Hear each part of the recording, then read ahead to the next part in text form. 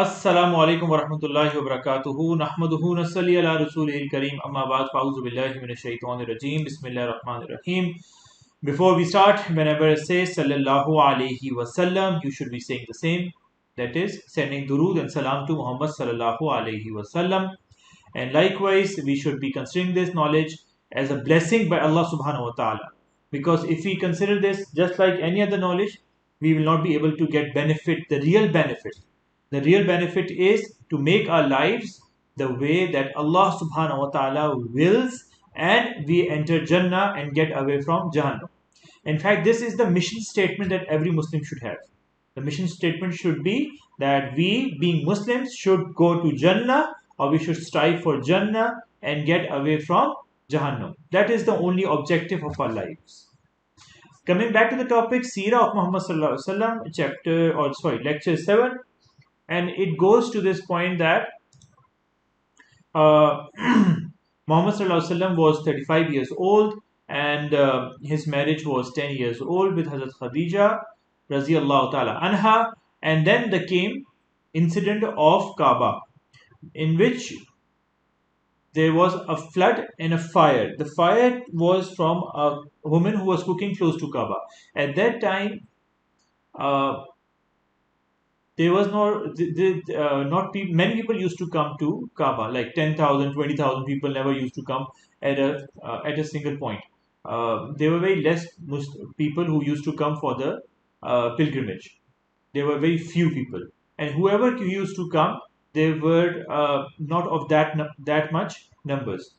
So Kaaba was surrounded by people with their own houses. Even if you see in the 1970s, there were houses near Safa and Marwa.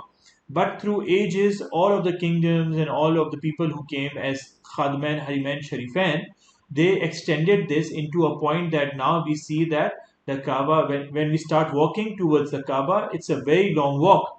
But at that time, that was the whole area was nothing but a village, or basically the whole city, right? So there was a woman, and she was making food for her family near Kaaba, and the ghilaf got fire, and it was it took not that much time, and Kaaba was destroyed. And the thing was that Kaaba was there are and then after that another incident happened, that was the flood. Kaaba is basically a basin. It is surrounded by big mountains, and those are very strong mountains. That is the main reason why you when you go to Kaaba or when you go to Makkah, you see all the buildings. They are tall. They are skyscrapers. But if you go to Medina, you find that there are much more places. There are many places, in fact, there are not so high.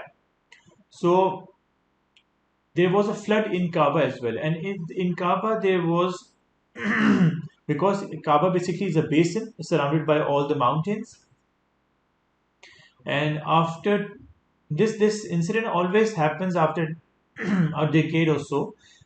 This also happened in 1941. I'll show you a picture. This is the place. This is the Kaaba. This is the flood of 1941, and you can see this that everything is covered by water. This is all flood. This is all flood, and people are doing tawaf, swimming.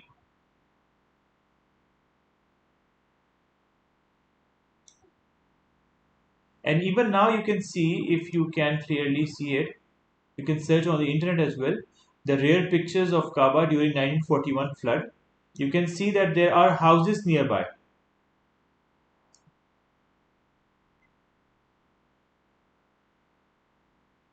And over here you can see all the big buildings over there, but there are villages, or there are sorry, small houses over there.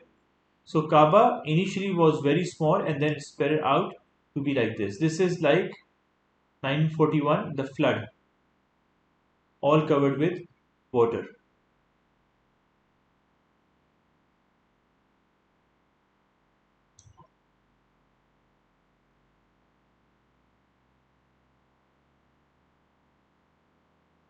He's the man who claims to be the person whose picture is this, and he says that he was the one who was swimming around the Kaaba. And this is the Safa and Marwa. You can see that it is all covered till this person's belly.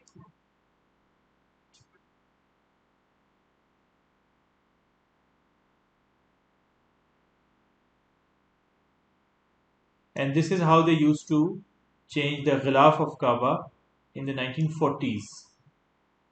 And this is how close this was one of the doors to enter into the domain of Kaaba for and if you see some old pictures of Makkah, this was supposed to be, yes, you can see this is how it used to be initially. That there were small buildings, and the people who used to come for Hajj or Umrah, they used to make all these camps for themselves. There were no hotels, there were nothing like that, so they were like this.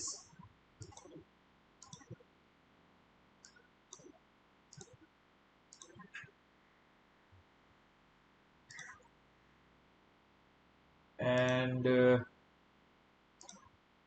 some old pictures of Kaaba. Yes, this is a very good picture. You'll get the real feel of the what I was talking about. That the houses were very close by. Yes, you can see here that the houses were very close by. Look at these. These were houses. People used to live there, and there were markets close by as well. So you got my point. You got the idea. So this is how Kaaba got the fire, and the flood which came after that. And the thing was that in this time, with all these problems, the people of Makkah decided to rebuild Kaaba. So they really wanted to spend the money, the rightful money or the halal money they had. They were very, uh, they were very. It was very important for them to make sure that all the money that was spent on Kaaba will be all halal. So they went to Jeddah. Jeddah is the place that is called now it is called Jeddah. And when they went there, they came across some very good products, some very good skilled craftsmen as well.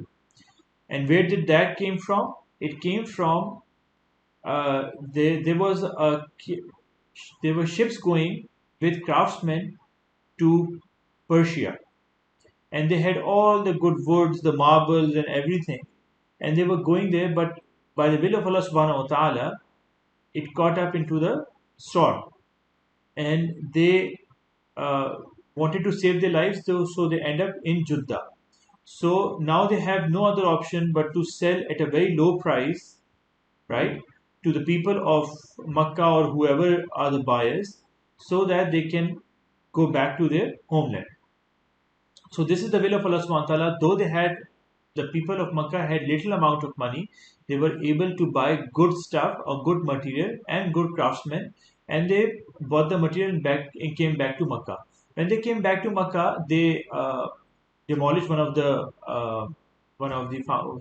walls of Kaaba so that they can rebuild it.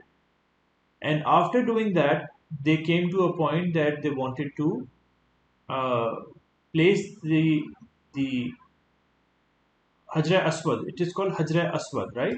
Hajar Aswad, the black stone, which is which came from Jannah. This is the stone that came from Jannah.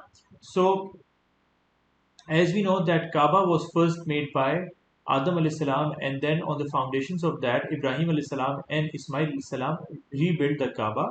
And after that, it was the time of Muhammad sallallahu alaihi wasallam, when he was 35 years old. He was given this opportunity to place the Hajar Aswad. How? There was a small quarrel between people of different tribes, which almost broke into a war between them, between the different tribes. And the thing was that everybody wanted to place the Hajar Aswad to its rightful place onto the Kaaba. So they all started to fight each other. And then a person came and said that whoever enters the domain of Kaaba in the next morning, he will place the Hajar Aswad.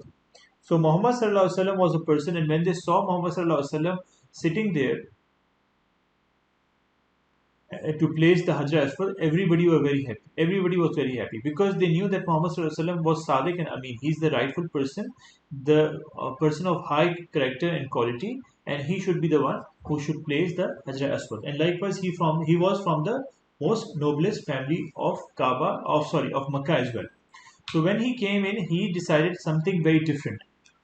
He was not very, he was a very a person who was a great leader. So he wanted to take everybody to give it, and wanted to give everybody an opportunity to be one of them, of those to place or get the benefits of placing Hajar Aswad onto the Kaaba.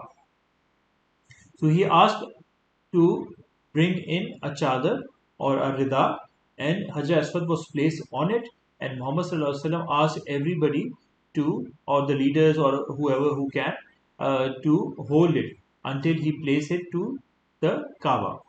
And this is how Allah subhanahu wa ta'ala shows the people of Quraysh and the Makkah that responsibility of leadership will be given to Muhammad sallallahu alaihi wasallam, and he is the rightful person for it. If they wanted to learn from it, that is the hikmah of it. But many were able to do it. Unfortunately, many were unable to recognize the leadership of Muhammad sallallahu alaihi wasallam, and this is how the rebuilding of the Kaaba was done through the hands of Muhammad sallallahu alaihi wasallam.